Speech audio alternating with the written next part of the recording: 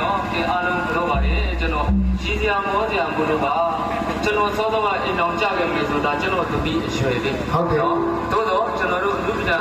ကမားဆိုတာကရည်စရာလေးတွေလည်းပြောရပါတယ်ပြိတ္တကိုလည်းဂါရဝါလေးပြုလို့ကျွန်တော်ဒီထဲဝင်လာတဲ့ပြိတ္တကိုဂါရဝါပြုပြီးမှကျွန်တော်ဂုဏ်ပြုပြီးဆိုတာပါအခုဒါကျွန်တော်တို့ရဲ့သမီးကလေးလေးချက်ဟန်နေတော့ပါသမီးလေးဆက်ပြီးတော့လွတ်လွတ်လပ်လပ်ဖြောပြပေးပါနော်ကဲနော်